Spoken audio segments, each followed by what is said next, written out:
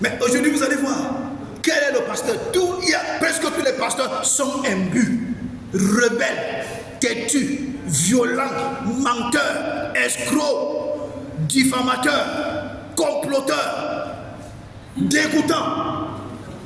Mais ils sont pasteurs. C'est-à-dire que quand Dieu, Jésus et le Saint-Esprit sont assis dans le royaume en train de siroter les chivas, ils disent que mais, Jésus, tu es sûr que tu étais sur la terre là? Jésus dit, mais oui, j'étais, non? Mais toi-même, papa, même dans notre Bible ici, n'est-ce pas, il est écrit qu'il y a les serviteurs de Christ, il y a les serviteurs du diable. Peut-être que ceux-là sont du diable. Moi, j'ai fait mon travail. Et je leur ai bien dit que moi, j'entends la voix de mes brebis et elles me suivent. Donc, tu peux servir Jésus pendant des années.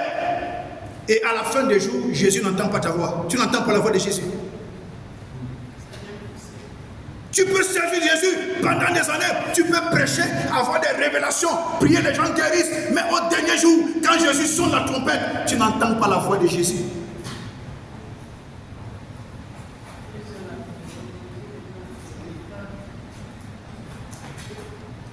Alléluia. Dieu n'a pas de larmes. Il nous moule pour notre bien. Il nous torture pour notre bien. Il nous rend la vie difficile pour notre bien. Il nous fait pleurer pour notre bien. Il nous fait lamenter pour notre bien. Il nous fait même parfois, on l'insulte même, c'est pour notre bien. Il nous déstabilise, c'est pour notre bien. Parfois, il nous met dans les situations d'inconfort, c'est pour notre bien. Parfois, il nous met dans l'instabilité, c'est pour notre bien. Parfois, il te donne l'argent à un moment, il sèche la porte, c'est pour notre bien. L'école de Dieu est compliquée. L'école de Dieu, c'est seulement Seigneur, je coule avec toi, amène-moi là où tu m'amènes.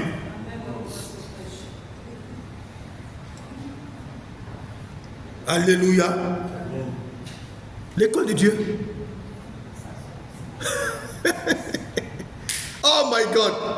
L'école de Dieu est bien. C'est la meilleure école. La meilleure université.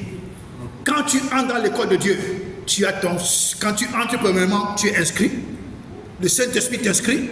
Tu reçois ton CEP. Tu reçois ton entrée au cours préparatoire. Tu reçois ton entrée au cours élémentaire 1.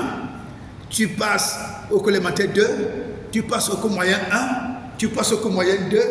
Tu passes ton CEP. Tu entres en 6e, en 5e, en 4e, en 3e. Tu fais le BPC, tu passes. Tu entres en seconde, en première, tu fais ton probatoire, tu passes, tu fais ton bac, tu passes, tu entres dans l'université, mais tout ça, c'est avec les larmes et les grincements des dents.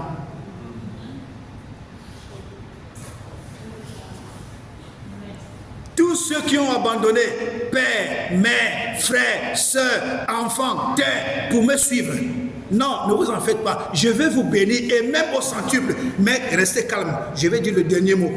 Avec des persécutions.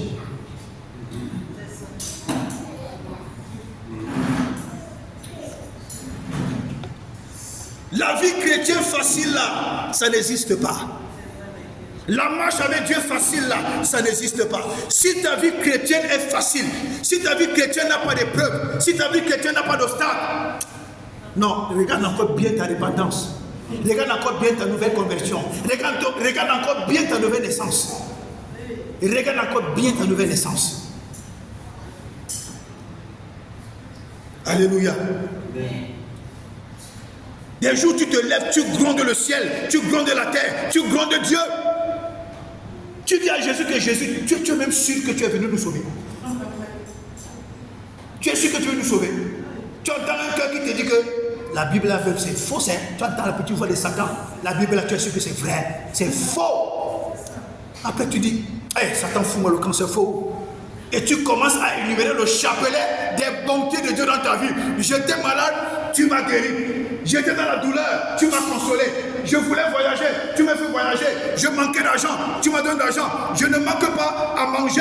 Dieu, je reconnais tes bontés dans ma vie. Satan, quelles qu'en soient tes manigances, la parole de Dieu est vraie et reste vraie pour l'éternité. Alléluia. Dieu bénis-moi, Dieu élève-moi, Dieu lui il est fidèle. Fidèle. Mais il y a deux choses qui vont se présenter à toi. Deux. La première des choses, comme il dit dans Jérémie, c'est à cause de ta faute que tu perdras ton héritage. Et la deuxième des choses, c'est quand Dieu te met déjà à l'épreuve. Tu commences à avoir tous les doutes du monde. L'affaire, c'est terrible. Hein? Ce n'est pas le chocolat, ce n'est pas du bonbon, ce n'est pas les sucreries, ce n'est pas du lait. C'est une vie, c'est la vie, c'est l'école. L'école de Dieu est la meilleure. Elle te protège, elle te garde, elle te met en sécurité dans le monde visible comme invisible. C'est pourquoi Dieu a dit, ne touchez pas à mes soins. Ça a l'air d'être difficile, mais tu as beaucoup d'avantages. Alléluia. Je vais continuer avec l'histoire. Oh, il me reste 4 minutes.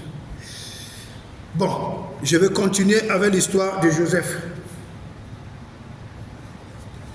Joseph est dans une famille où Jacob a les moyens.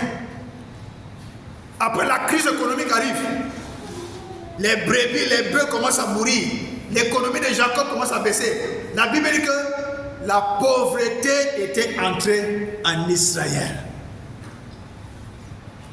Alors Dieu dans son plan avait déjà prévu que c'est par Joseph que Israël non seulement va partir en captivité, mais c'est par Joseph que Israël sera restauré. Dieu est tellement pointu dans sa sagesse.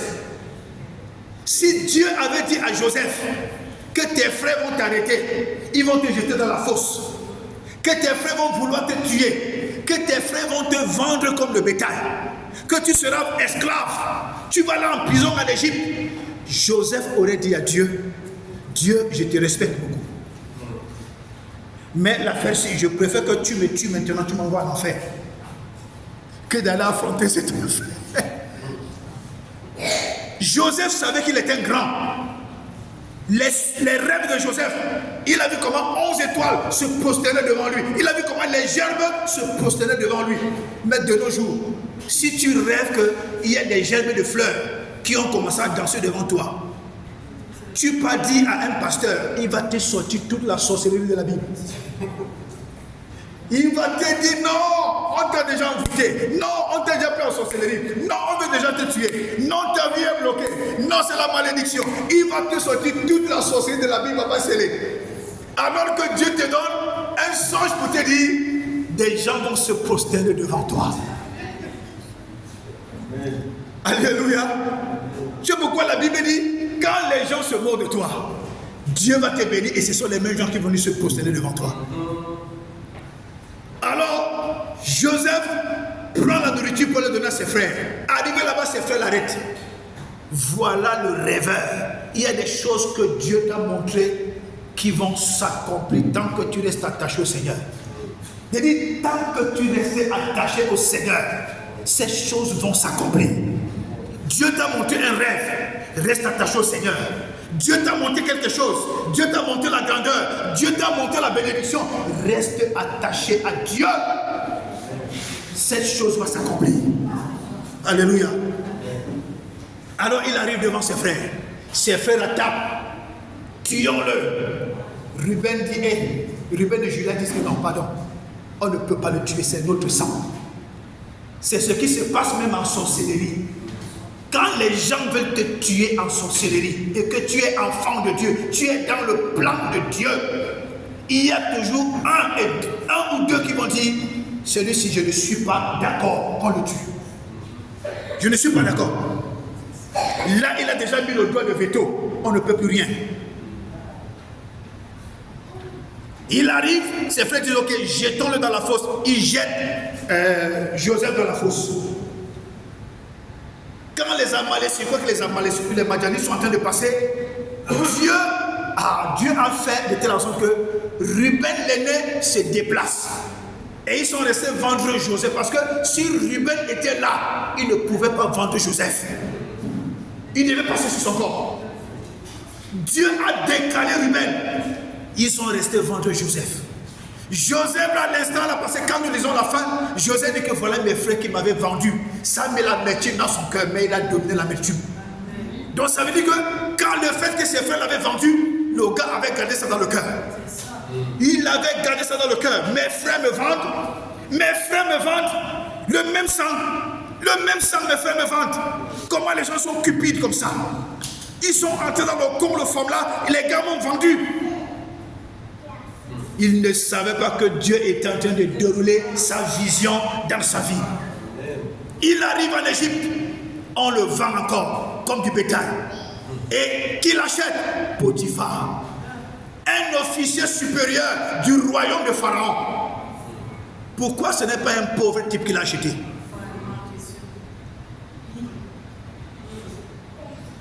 Potiphar l'amène dans sa maison, esclave. Potiphar lui dit, tu as le droit de tout dans ma maison, sauf sur ma femme. Ne touche pas ma femme. Dieu savait ce qu'il faisait. Et pendant qu'il travaille, un jour, il est en train de mettre l'ordre dans la chambre. Madame Potiphar est sur le lit. Et elle dit à Joseph, mon gars, de toute façon, toi tu es bon. Elle commence à faire les dragues là, Joseph. De toute façon, tu es beau là, tu es mignon, tu as les rondeurs. Mais viens, on finit ici. Ton chef n'est pas là. Viens, on finit. Si Joseph était quelqu'un d'un pays que je connais là, Joseph devait me dire que, est-ce que je fabrique? Tu ne fabriques pas. Le patron a l'argent. Le patron est grand officier chez Pharaon. Le patron a les moyens. Donc je peux couper la femme du patron. Comme ça, je me sucre l'argent petit à petit. Mais qu'est-ce que ça vaut par rapport à ce que Dieu veut faire dans ta vie? Si Joseph voulait se contenter des miettes, il serait resté en train de coucher avec la femme de Pharaon, la femme de Potiphar. Il aurait passé sa vie à manger des miettes. Et c'est ce qui arrive à beaucoup d'enfants de Dieu. C'est ce qui arrive à beaucoup d'enfants de Dieu. Se contenter à manger des miettes, s'attacher à des choses nulles, viles, sans valeur, parce qu'on veut manger des miettes, alors qu'il y a des grandeurs qui nous attendent devant. Joseph a dit à Madame Potiphar, Nalaï, je ne peux pas te toucher. Elle a arrêté. Joseph a dit, je vais te laisser avec ma tunique. Joseph a dit, reste avec ma tunique. C'était une preuve qui devait susciter la colère dans le cœur de Potiphar. Parce que si elle parlait sans preuve, Potiphar devait dire, tu es en train de mentir. Il fallait une preuve. Dieu même s'est rassuré que la femme de Potiphar attrape la tunique. Joseph a dit, prends. Il est sorti en courant. Quand Potiphar est arrivé, c'est pourquoi les hommes qui sont polygames là, les femmes mentent le mari jusqu'à. La première ment, la deuxième ment, la troisième ment. Tout ça parce que chacun veut couvrir son bonus. Et c'est comme ça que le mari, il a 3 cerveaux. Ça te me coupe à 3. Et alors quand Potiphar arrive, sa femme l'accueille bien, avec une belle robe de nuit transparente. Parce que sa femme savait que quand Potiphar va d'abord voir la robe transparente qu'il aime là, tout ce qu'elle va dire, Potiphar va accepter. Il y a des techniques. Il y a des techniques que quand une femme se met dedans, elle parle à son mari. Même si elle ment comme le diable, son mari va dire oui chérie. Alors, dès qu'elle dit à Potiphar, voici l'esclave que tu as amené chez nous. Il voulait me violer. Je me suis tellement débattu qu'il est sorti en courant. Je suis resté avec sa tunique. Voici la preuve. Potiphar a piqué une colère. Potiphar n'a pas attendu le midi à 14h. Joseph, prenez-le. Prison directe. Direct la prison. C'est le plan de Dieu qui se déroulait. Alléluia. Arrivé en prison, il trouvait que les 2 employés du roi qui étaient en prison, le panetier et les chansons. Joseph rencontre seulement les gens qui sont dans le palais. Dieu est terrible. Il y a un moment dans ta vie. Il y a un moment dans ta vie. Après que Dieu t'a fait subir la honte et l'humiliation, viendra le moment où tu vas commencer à raconter des rois sur ton chemin. Alléluia. Et alors Joseph arrive dans la prison, il commence à être brimé par le chef de la prison. Brimé par le chef de la prison. Il trouve grâce aux yeux du chef de la prison. Il devient conducteur de la prison. Il commence à expliquer les rêves. Mais dis-moi, il y a quel diplôme dans nos universités explicateur des rêves? Ça n'existe pas. Mais le gars explique les rêves, il devient vice-pharaon, ministre des Finances. Parce qu'il a expliqué 2 rêves. Les rêves sont tombés exacts. Le panetier a été sacrifié et les chansons a été reconduit dans son travail. Donc le panetier, c'est celui qui a apporté le pain à la table du roi. Et les chansons, c'est celui qui a apporté le vin à la table du roi. Et en partant, Joseph lui dit, comme tu parles là, ne m'oublie pas. Donc parfois, c'est tout à fait normal que quand quelqu'un prie pour toi, te dit que quand Dieu va te bénir, ne m'oublie pas. Et parfois, Dieu bénit quelqu'un, ce n'est pas qu'il oublie, hein, il connaît, mais il ne vient pas accomplir sa promesse. Et après 3 ans, 4 ans, 5 ans, il plonge encore dans une pauvreté chronique. Il commence à accuser les sorciers. Non, c'est parce qu'il a déshonoré la promesse qu'il a faite à Dieu. Parce que quelqu'un croit que quand il promet au pasteur, il croit que c'est au pasteur qu'il a promis, c'est à Dieu qu'il a promis. Parce que tu n'as pas donné au pasteur vie. Et après, quelques années après, le gars plonge dans une pauvreté chronique. Et on commence à accuser les sorciers. Il fait les bêmes au village. C'est parce que Dieu dit que tu as ma dette. Et alors, pour que Dieu accomplisse son plan total, Dieu va commencer à troubler Pharaon avec des cauchemars horribles. C'est d'abord des cauchemars, mais des cauchemars plus horribles. Le Pharaon ne dort plus. Des vaches maigres qui avalent des vaches grasses, ce n'est pas possible. Des épis maigres qui avalent des épis grasses, ce n'est pas possible. Le Pharaon était troublé. C'est pourquoi quelqu'un ne peut pas dire que tu ne seras pas béni. Quand Dieu a décidé que tu seras béni, même si c'est ton ennemi qui est la porte de bénédiction, Dieu va lui contraindre de te bénir. Alléluia. Et alors, Pharaon demande qui va expliquer le rêve. Je vais couper l'enseignement à ce niveau. Qui va m'expliquer le rêve? C'est là où les chansons disent, ah, roi, il y a quelqu'un dans notre prison là-bas, un juif, un hébreu. C'est lui qui avait expliqué les rêves qui se sont accomplis. Il peut expliquer ton rêve. Le Pharaon dit quoi? Allez me le chercher. Allez quoi? Me le chercher. C'est-à-dire qu'on est parti du palais directement pour le chercher dans la prison. On l'a pris de la prison, on l'a amené, on l'a nettoyé, on l'a lavé, on l'a parfumé, on l'a amené devant Pharaon. Étant habité de l'esprit supérieur, l'esprit de Dieu, il a expliqué les rêves. Pharaon a dit, waouh, non, à partir d'aujourd'hui, tu es vice-pharaon. Pharaon a levé l'anneau sur son doigt, l'anneau royal. Il l'a mis dans le doigt de Joseph. C'est toi qui es le second en Égypte. Ce que tu décides, c'est ce qui est. Alléluia. Et c'est comme ça que Joseph a atteint le plan que Dieu avait prévu. Et quand Israël, je vais couper l'histoire parce qu'on a déjà dépassé l'heure, quand Israël vient en servitude, il est dans l'esclavage 400 ans. 400 ans. Maintenant, avant de sortir, la Bible dit qu'ils sont sortis avec des grands biens. Parce que Dieu avait troublé les Égyptiens.